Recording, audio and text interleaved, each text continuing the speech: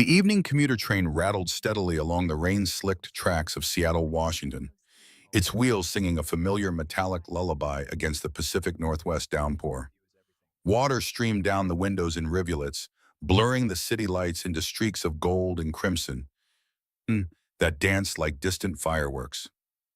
It was a typical gray Tuesday in late autumn, the kind of evening where the air carried the sharp scent of wet asphalt, fresh coffee from paper cups, and the faint rust of the old Metra cars that had been ferrying working folks across the Puget Sound region for decades. Mason Caldwell stepped aboard at the downtown station, collar turned up on his faded navy flannel shirt, jeans comfortably worn at the knees, and a scuffed canvas backpack slung over one shoulder.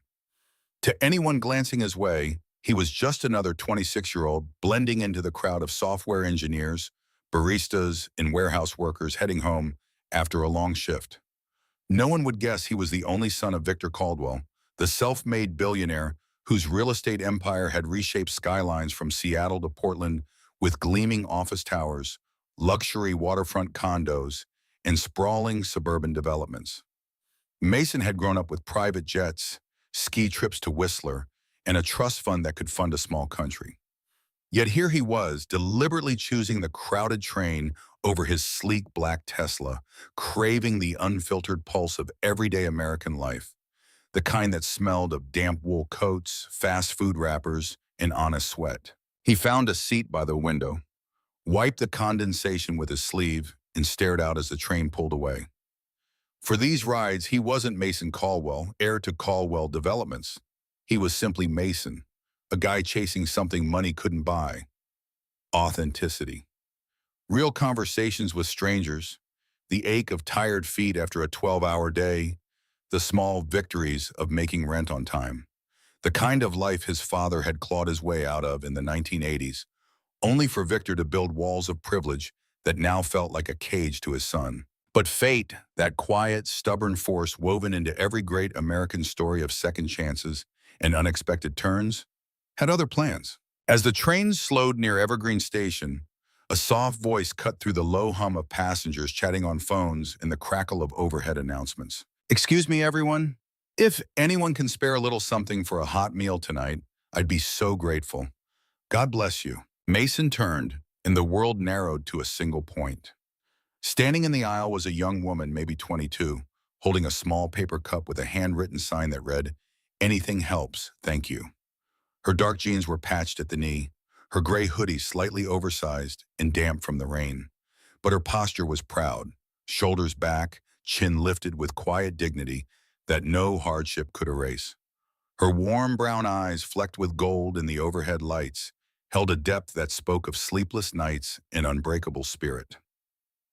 Auburn hair was pulled into a simple ponytail, a few rain-kissed strands framing a face that carried both vulnerability and strength. Without thinking, Mason reached into his pocket and pressed a crisp $20 bill into her hand.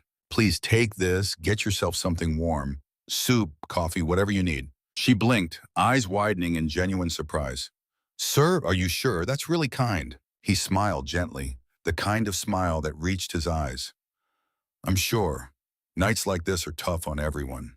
You've got this." She nodded, a soft thank you escaping her lips like a prayer, then moved toward the next car. But something about her stayed with him. The way her voice didn't waver, the quiet grace in her thank you. Mason watched until the sliding door closed behind her, his chest tight with an emotion he couldn't name. That night, back in his downtown loft with floor-to-ceiling views of Elliott Bay, sleep refused to come. He replayed those 30 seconds on the train over and over, the curve of her smile, the steadiness in her gaze. Who was she? What battles did she fight every single day that he had never had to face? For once, the luxury around him felt hollow. The next morning, he told himself it was simple curiosity. By the third evening, however, he was back on the same train, same car, same window seat, waiting, hoping. His college buddies would have roared with laughter if they knew. The golden boy riding public transit like some undercover documentary filmmaker, searching for a woman who rode the rails asking for help. But Mason didn't care. An ache had settled in his chest, the kind that whispered he had been missing something essential his entire privileged life. For days, he repeated the routine. Same route, same hopeful vigil. Sometimes he caught a flash of movement that made his heart leap, only to feel it sink again when it wasn't her. Then, on a drizzly Thursday afternoon, she appeared again. Her name, he would soon learn, was Ava Thompson. This time Mason stood before she could pass. "Wait, please." She froze, recognizing him instantly. He pulled out his wallet and handed her a plain white envelope thick with $10,000 in crisp hundreds. Money he had withdrawn that morning. Feeling in his bones, it was meant for her. Her hands trembled as she stared at it. This, this has to be a mistake. I can't accept. No mistake, he said quietly. It's for you, for whatever you and your family need, no strings attached. She searched his face, looking for the catch that always came with kindness from strangers in nice clothes. Finding none, she finally tucked the envelope away, whispered another heartfelt thank you, and continued down the aisle. But this time Mason's heart didn't sink. It soared with fragile hope. That night the rain drummed against his windows like a restless heartbeat. He realized he hadn't wanted to buy gratitude. He wanted to understand her world, the one no penthouse view or private club membership could ever reach. The raw, resilient America where people fought for every scrap of dignity and still found reasons to smile. The following week, he kept riding. His friends noticed the change. "Dude, you're acting weird," one texted. "Chasing some girl on the train? Get back to reality." Mason only laughed it off. How could he explain the quiet revolution happening inside him? Then one stormy evening, just as hope was beginning to fade, she stepped into his car again. Ava. Same gentle eyes, same quiet strength. This time their gazes locked, and she didn't look away. When the train reached Evergreen Station, Mason followed at a respectful distance as she walked through the terminal, past tired commuters, and out into the rain-soaked streets leading toward the working-class neighborhood of Cedar Grove. The path turned to gravel, then dirt. Streetlights grew sparse. She reached a modest single-story house with a patched roof, a wheelchair ramp built by hand, and a small yard where a few chickens scratched in the mud. Mason waited behind an old oak tree, heart pounding with a mix of guilt and wonder. Through the lit window, he watched Ava kneel beside a man in a wheelchair. Her father, Samuel Thompson, a former auto plant worker whose back had been shattered in a workplace accident 5 years earlier. She handed him part of the money. "Dad, this covers your physical therapy for months and the new meds. We're going to be okay." Samuel's weathered face broke into a grateful smile as he rested a trembling hand on her head. "You're the strongest person I know, sweetheart." Two children, 10-year-old Tyler and 7-year-old Chloe, burst in from the backyard, barefoot and laughing despite the rain. Ava scooped them both into her arms, spinning them until giggles filled the tiny living room. Their mother, Rebecca, stirred a pot of simple vegetable soup on the stove, the scent of home drifting faintly through the cracked window. In that moment, Mason saw not poverty but profound love, the kind that held a family together through every storm. Later, when Ava stepped outside to check on their old rescue dog and feed the chickens, she sensed him and spun around. "You again? Why are you here?" Her voice shook, half fear, half defiance. "I just wanted to talk," Mason said softly, stepping into the porch light. "Please don't be afraid. I'm not here for the money back. I came because I can't stop thinking about you, Ava. You have a courage I've never known." She crossed her arms, rain dripping from her lashes. "People like you don't talk to people like me. If this is some game—" "It's not a game," he interrupted gently. "My life has been handed to me. Yours is earned every single day. I want to learn from you. I want to build something real with you." Before she could answer, Rebecca appeared at the door.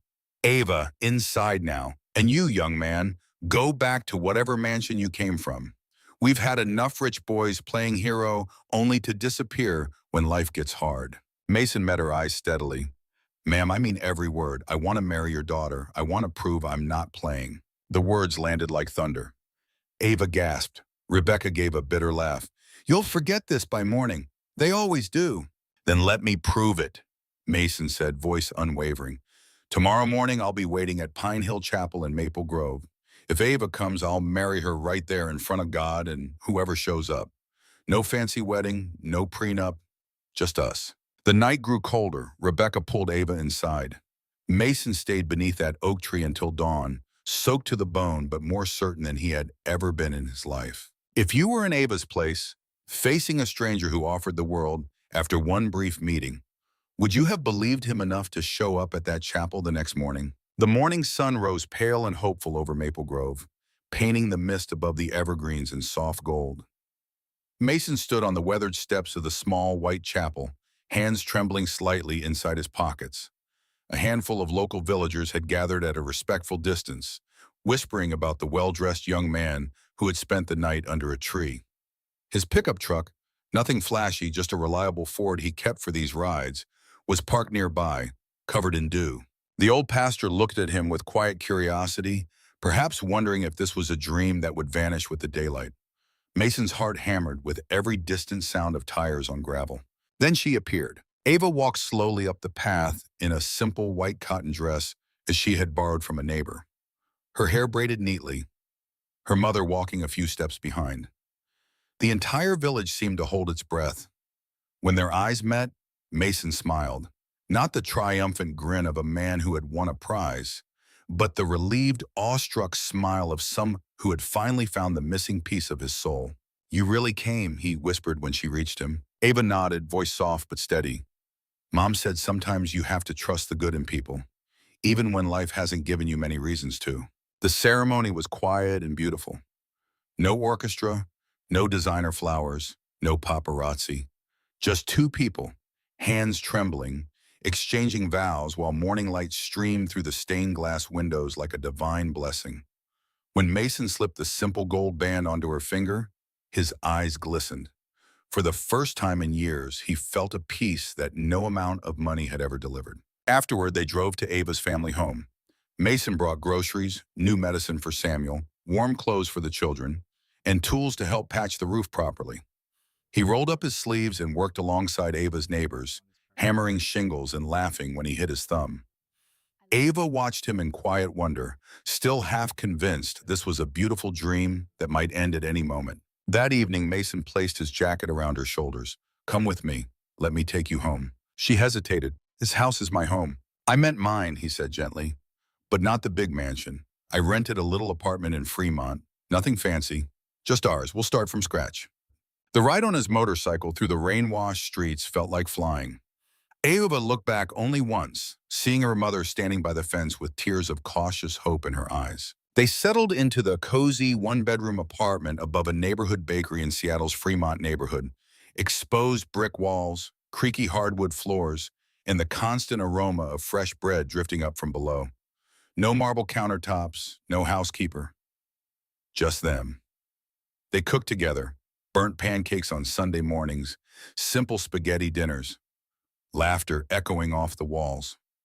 Mason took an entry-level job at one of his father's construction sites under a false last name, learning the trade from the ground up alongside men who had no idea their new supervisor was the owner's son.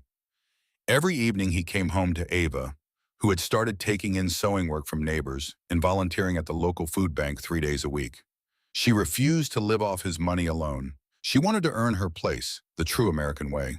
Life tested them soon enough. One Saturday, while grocery shopping at the corner market, an old family friend of Victor's spotted them. The man's eyes widened at the sight of the billionaire's son, in faded jeans holding hands with a woman whose clothes clearly came from thrift stores. Within hours, Victor Caldwell's phone rang. That night, Mason's cell lit up. His father's voice was calm but edged with steel. "Mason, who is the woman you've been seen with? Don't tell me you're throwing your future away on someone from the wrong side of the tracks." Mason's stomach tightened. "Dad, she's a friend from a community project. Nothing serious." The lie tasted like ash, but he wasn't ready to face the storm yet. For a while, the secret held. Ava filled their days with small joys, tending herbs on the windowsill, humming old country songs while folding laundry, waiting by the window each evening with 2 mugs of coffee ready. Yet she sensed the shift in him. One night she took his hand. "Mason, I want to meet your parents. They raised you. They deserve to know about me." He looked away, fear knotting in his chest. "Not yet, Ava. They wouldn't understand." She frowned softly. "How can they ever understand if we never give them the chance?" A few days later, while Mason was at the construction site, Ava left a note on the kitchen table. "True love doesn't hide in the shadows. I'm going to meet them myself. I love you."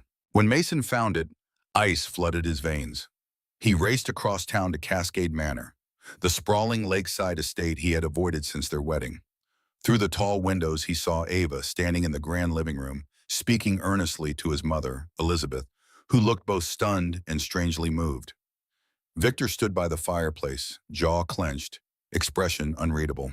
Mason burst inside. "Ava, you shouldn't have come alone." She turned and smiled at him with quiet courage. "It's okay, your mom has been kind." Victor finally spoke, voice cold. "So this is the woman you've been hiding, a girl who begs on trains." Ava lowered her head respectfully but spoke clearly. "Mr. Caldwell, I know I'm not the daughter-in-law you pictured. I grew up with nothing but love and hard work. I didn't chase your son. He found me. I tried to send him away. I don't want his money. I only want the chance to love him the way he deserves." The silence stretched.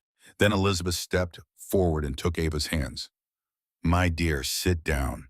You remind me of who I was before money changed everything." Victor turned on his heel and left the room, footsteps echoing like judgment.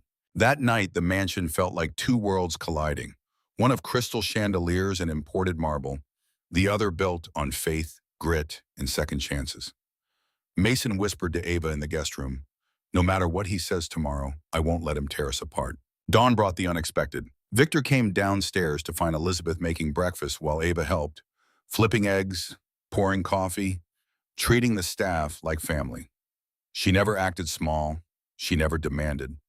Her quiet kindness warmed rooms that had felt cold for years. Over the next several days, Ava cooked family meals, weeded the garden, and even mended one of Victor's favorite old Carhartt jackets with careful stitches. Victor said nothing, but he watched. One rainy afternoon, he called Mason into his study. "Tell me everything. How did you really meet her?" Mason took a deep breath and told the full story. From the rainy train to the $10,000 envelope, from following her home to the simple vows under the chapel windows. Victor listened in silence. When Mason finished, his father stared out of the window for a long moment. "You broke every rule I ever taught you about status and legacy," he said finally. "But maybe you remembered the one lesson I forgot to live by, what it really means to feel something real." That evening, Victor asked Ava to join them. She entered shyly. He studied her for a long time, then spoke. "You've brought peace to this house in a week that I haven't seen in decades. I was wrong about you. You didn't come to take, you came to give. Welcome to the family, daughter." Tears slipped down Ava's cheeks as Victor placed a gentle hand on her shoulder. Elizabeth hugged her tightly. "I knew he'd see it eventually," she whispered. A week later, Victor surprised everyone. "We're going to Cedar Grove," he announced. "I want to meet the people who raised a woman like her." They drove the familiar roads in Victor's SUV. When they reached the modest house, Rebecca gasped at the sight of the luxury vehicle and tried to hide. Samuel sat on the new ramp, smiling weakly but proud. Victor stepped forward and offered his hand. "Sir," he said to Samuel, "your daughter changed my son's life. From today, we're one family." Rebecca wept. "We're just ordinary folks, Mr. Caldwell. We never expected anything." Victor shook his head. "You gave me back something money can't buy, faith in basic human goodness." Over the following weeks, Victor quietly arranged for the house to be renovated. New roof, accessible bathroom for Samuel's wheelchair, fresh paint, and a small workshop so Samuel could manage a home-based repair business. He set up college funds for Tyler and Chloe and helped Rebecca find stable part-time work at a local community center. The whole neighborhood buzzed with disbelief and gratitude. The same man who once measured success only in square footage was now using his resources to lift a family with no expectation of return. Back in Seattle, Cascade Manor no longer felt like a cold museum. Laughter filled the dining room again. Mason's old friends visited, humbled by the love they witnessed, a love that needed no designer labels to shine. Months later, as spring blossoms painted the city in color, Mason found Ava sitting on the porch of their little Fremont apartment, sewing a quilt for Elizabeth. He sat beside her, took her hand, and asked, "Do you ever think about that first day on the train?" She smiled, eyes sparkling. "Every single day. If you hadn't given me those $20, we might still be strangers." Mason laughed softly. "No, I think we were always meant to find each other. You taught me that the real American dream isn't about how much you have. It's about who you become when you choose to give it away." As evening light warmed their faces, Victor and Elizabeth watched from the doorway of their home, hearts full. Love had rewritten every chapter. Some evenings, Mason still rode the same train, not to chase memories, but to remember where grace began. Each time the doors opened, he saw faces like Ava's, tired, brave, hopeful. And he smiled, knowing that one small act of compassion had made him richer than any inheritance ever could. The true lesson woven through this story is simple yet profound. In a world that often measures worth by bank balances, job titles, and social status, the greatest value in life lies in compassion, humility, and the courage to love without conditions. Money can purchase comfort and convenience, but only genuine kindness, hard work, and open-hearted connection can fill the soul. Ava and Mason remind us that every person, regardless of background, carries dignity and potential, and that the most beautiful chapters of our lives often begin the moment we choose to see the humanity in someone else's struggle. True wealth is measured not in what we accumulate, but in the lives we uplift and the love we choose to protect. If this story touched your heart the way it touched mine, please take a moment to like the video, subscribe to the channel, and turn on notifications so you never miss another heartfelt tale of love, redemption, and real American values. Drop a comment below. Would you have trusted a stranger's promise the way Ava did, or taken the leap Mason took? Share this story with someone who needs a reminder that kindness still changes everything.